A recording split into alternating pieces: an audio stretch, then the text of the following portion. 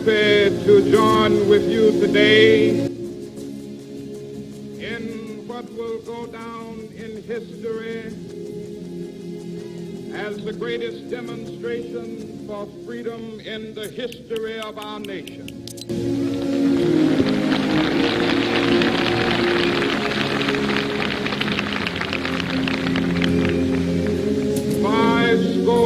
Years ago, a great American in whose symbolic shadow we stand today signed the Emancipation Proclamation. This momentous decree came as a great beacon light of hope for millions of Negro slaves who had been seared in the flames of withering injustice. It came as a joyous daybreak to end the long night of their captivity. But 100 years later, the Negro still is not free. 100 years later, the life of the Negro is still sadly crippled by the manacles of segregation and the chains of discrimination. 100 years later, the Negro lives on a lonely island of poverty in the midst of a vast ocean of material prosperity. 100 years later,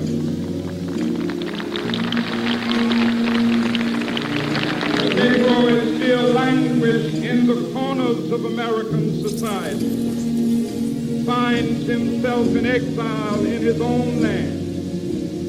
So we've come here today to dramatize a shameful condition. In a sense, we've come to our nation's capital to cash a check. When the architects of our republic wrote the magnificent words of the Constitution and the Declaration of Independence, they were signing a promissory note to which every American was to fall heir. This note was a promise that all men, yes, black men as well as white men, would be guaranteed the unalienable rights of life, liberty, and the pursuit of happiness.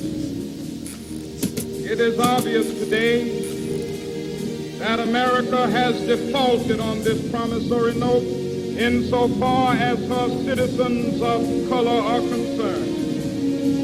Instead of honoring this sacred obligation, America has given the Negro people a bad check, a check which has come back marked insufficient funds.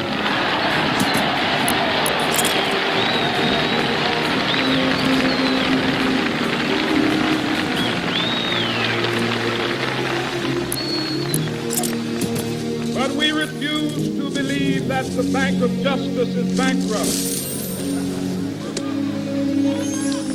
We refuse to believe that there are insufficient funds in the great vaults of opportunity of this nation. So we've come to cash this check, a check that will give us upon demand the riches of freedom and the security of justice.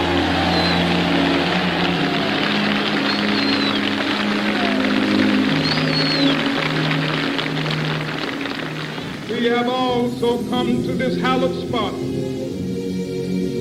to remind America of the fierce urgency of now.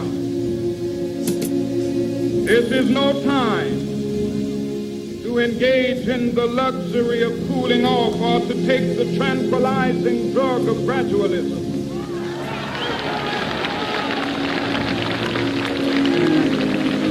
Now is the time to make real the promises of democracy. Now is the time to rise from the dark and desolate valley of segregation to the sunlit path of racial justice. Now is the time to lift our nation from the quicksands of racial injustice to the solid rock of brotherhood. Now is the time. Make justice a reality for all of God's children. It would be fatal for the nation to overlook the urgency of the moment. This sweltering summit of the Negro's legitimate discontent will not pass until there is an invigorating autumn of freedom and equality. 1963 is not an end, but a beginning. Those who hope that the Negro needed to blow off steam and will now be content will have a rude awakening if the nation returns to business as usual.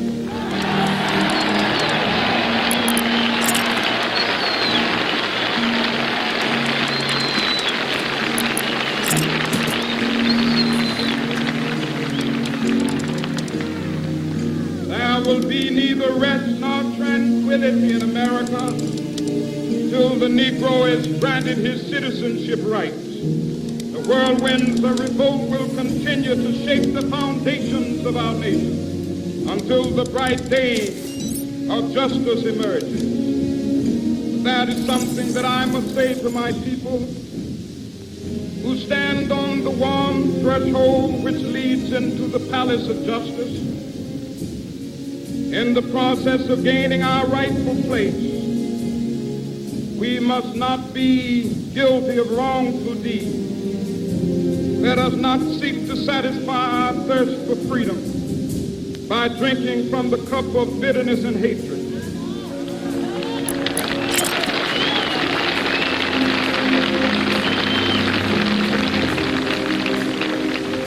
We must forever conduct our struggle on the high plane of dignity and discipline. We must not allow our creative protests to degenerate into physical violence. Again and again, we must rise to the majestic heights of meeting physical force with soul force. The marvelous new militancy which has engulfed the Negro community must not lead us to a distrust of all white people. For many of our white brothers, as evidenced by their presence here today, have come to realize that their destiny is tied up with our destiny.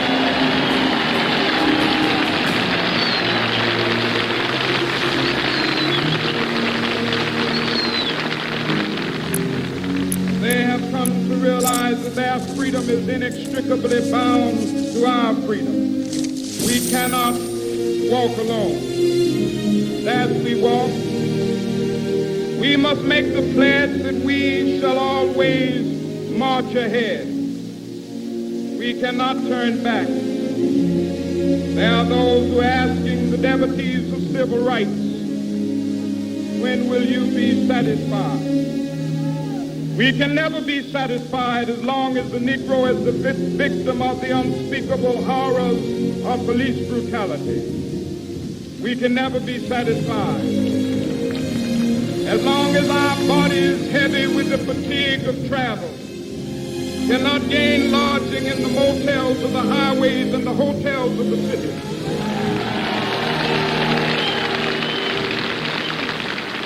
We cannot be satisfied as long as the Negro's basic mobility is from a smaller ghetto to a larger one. We can never be satisfied as long as our children are stripped of their selfhood and robbed of their dignity by signs stating for whites only.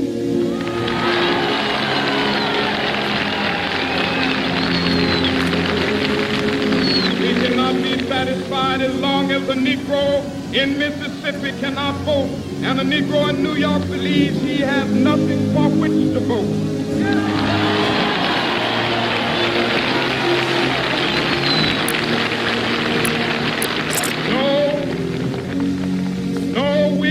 Satisfied, and we will not be satisfied until justice rolls down like waters and righteousness like a mighty stream.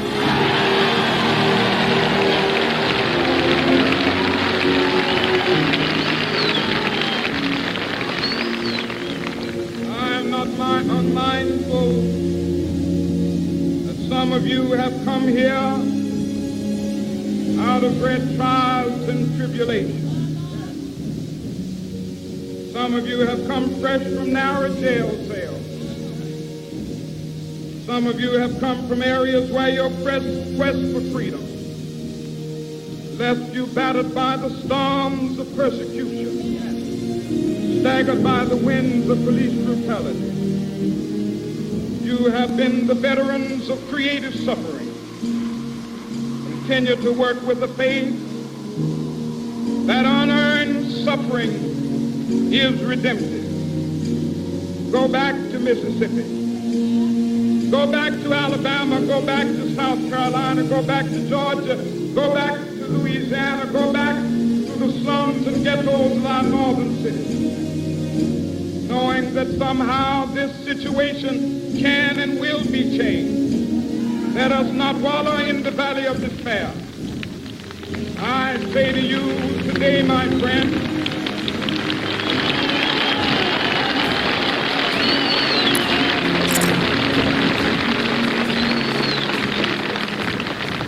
so even though we face the difficulties of today and tomorrow, I still have a dream. It is a dream deeply rooted in the American dream. I have a dream that one day this nation will rise up, live out the true meaning of its creed. We hold these truths to be self-evident, that all men are created equal.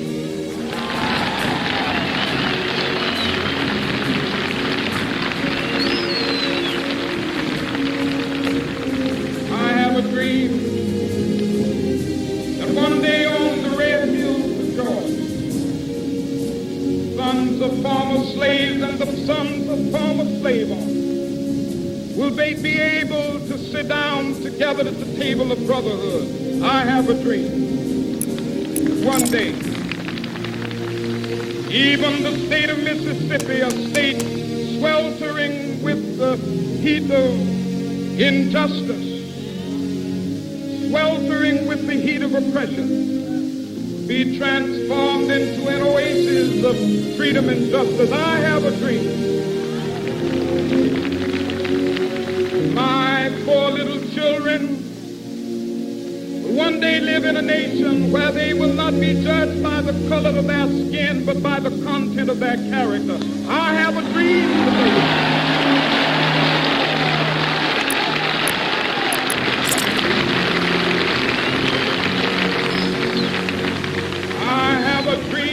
One day, down in Alabama, with its vicious racists, with its governor having his lips dripping with the words of interposition and nullification.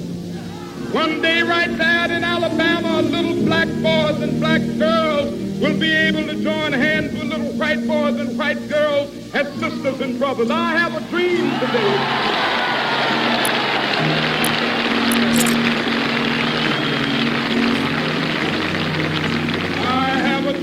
That one day every valley shall be exalted, every hill and mountain shall be made low, the rough places will be made plain, and the crooked places will be made straight, and the glory of the Lord shall be revealed, and all flesh shall see it together. This is our hope. This is the faith that I go back to the South with. With this faith, we will be able to hew out of the mountain of despair a stone of hope. With this faith, we will be able to transform the jangling discords of our nation into a beautiful symphony of brotherhood. With this faith, we will be able to work together, to pray together, to struggle together, to go to jail together, to stand up for freedom together, knowing that we will be free one day. This will be the day. This will be the day when all of God's children be able to sing with new meaning, my country tears of thee. Sweet land of liberty of thee I sing. Land where my fathers died, land of the pilgrim's pride. From every mountainside, Let freedom ring. And if America is to be a great nation, this must become true. So let freedom ring from the prodigious hilltops of New Hampshire. Let freedom ring from the mighty mountains of New York. Let freedom ring from the hiking Alleghenies of Pennsylvania. Let freedom ring from the snow-capped Rockies of Colorado. Let freedom ring from the curvaceous slopes of California. But not only that, let freedom ring from Stone Mountain of Georgia. Let freedom ring from Lookout Mountain of Tennessee. Let freedom ring from every hill and molehill of Mississippi, from every mountainside. Let freedom ring, and when it happens, when we allow freedom ring, when we let it ring from every village and every hamlet, from every state and every city, we will be able to speed up that day when all of God's children, black men and white men, Jews and Gentiles, Protestants and Catholics, will be able to join hands and sing in the words of the old Negro spiritual, free at last,